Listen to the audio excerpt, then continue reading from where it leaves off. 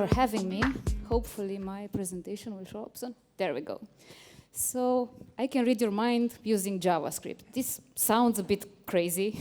And if I tell you that this is a lightning talk and I can do it in less than 10 minutes, well, that sounds even crazier. I wanted to say it's simple, but I learned today that it's not okay. So it takes about 40 lines of code. So thanks for that. It was actually a good point. A few words about me. My name is Anca. As Alex mentioned, I come from Timișoara. I'm a software developer at WeVideo, and I also like organizing events like this one.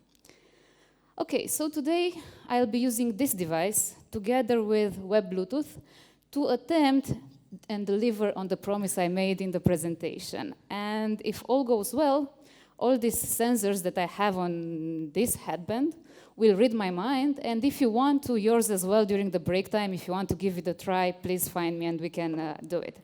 So this is a headband fitted with EEG sensors that are reading basically the electrical activity of the brain. But let's see how it actually works. So for this, I have prepared a few libraries in my setup. We're going to be using 2 of them. And we're going to start from scratch. So first, what do we need for this? Well, we need the Bluetooth, because this is how this headband communicates. So for this, I'm going to declare a variable, and then require web Bluetooth dot Bluetooth.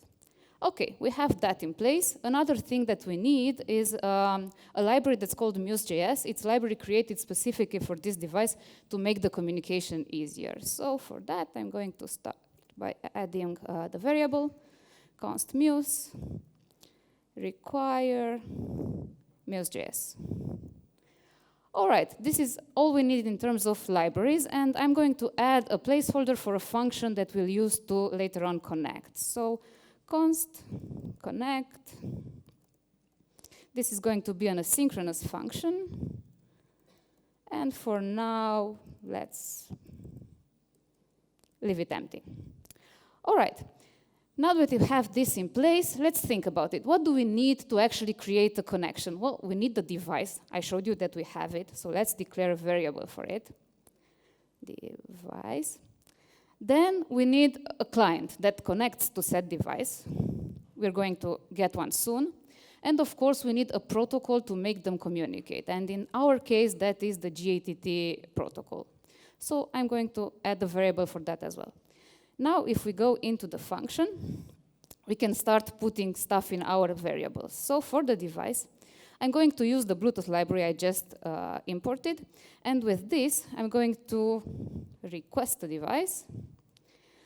And this will take some parameters. I want to scan for specifically for my device, not everyone's phones in the audience today. And for this, I'm going to pass some filters. Filters is an array. And in this array, I'm going to pass the first filter, which is services. And luckily, our friends at Muse.js have the ID, the service ID in a variable for us, because otherwise it would have been much harder for me. All right, with this actually we have to await for this. After we have the device, let's pull the GATT from it. So for the GATT, we can type await and device.gatt.connect. All right, now we have the GATT server, and I'm going to instantiate the client. Okay, for the client, we are going to use our Muse library, muse.museClient. All right, and we are going to await for it to connect to the GATT, client.connect.gatt,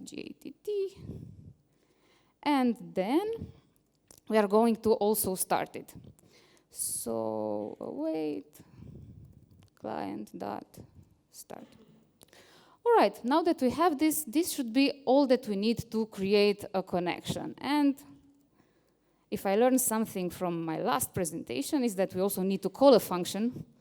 So I'm going to create an immediately invoked function expression, and Actually, wait for it to connect.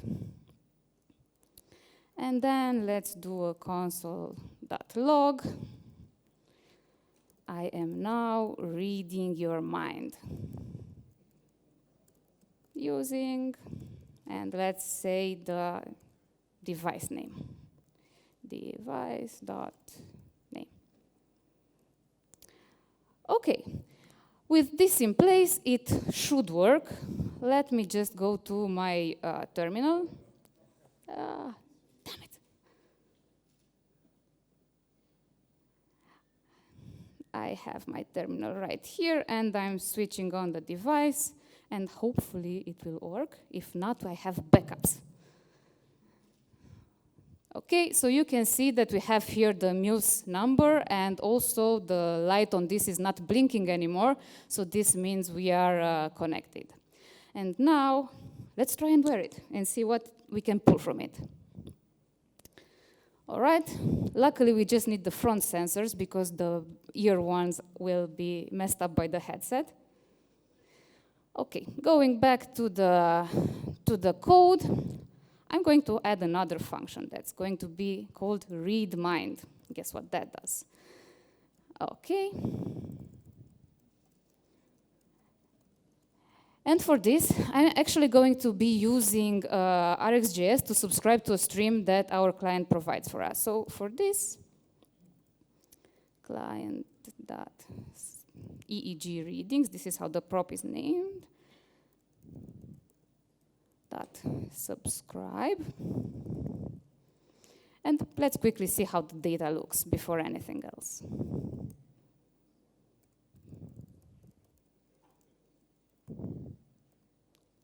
Now let's call the function.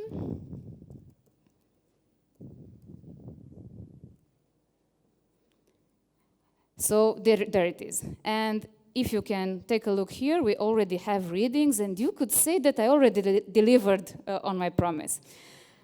So this is how you read a mind using JavaScript. But now that we have these samples and I still have like 2 minutes left, let's try and do something with this. So in our function here, I'm going to quickly filter out the data I receive from the electrodes placed on my forehead.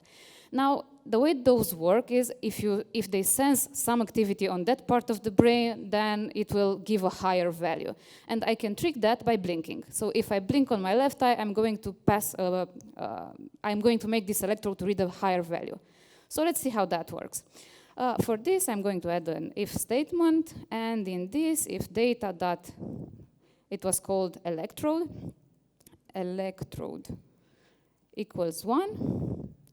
I'm going to take this array of data and pick the strongest signal I have, and for this, I'm going to have a const max variable, and in this one, I'm going to use the math.max and pass the data.samples. All right, and now if max is bigger than, let's say, 800, I'm going to console.log left blink. So as you might imagine, we can do this copy-paste and add the electrode with the index number 2 and switch this to right blink. And for this, I'm going to pull my camera. Okay, so hopefully you can see me blink. I have to warn you though, the calmer you are, the best it works in terms of reading, and I'm really an anxious person. So we're going to get some different values here. Okay. Did you turn off?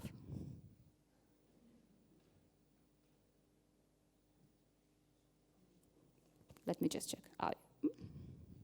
No?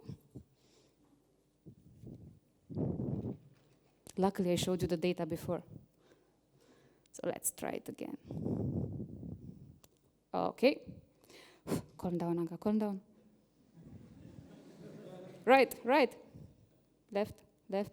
So there you go. It sort of works. If I would have been in a more Zen environment, it would have worked better. But yeah, generally, this is how you read the mind using JavaScript. And I noticed I don't have an ending slide, but thank you all for having me.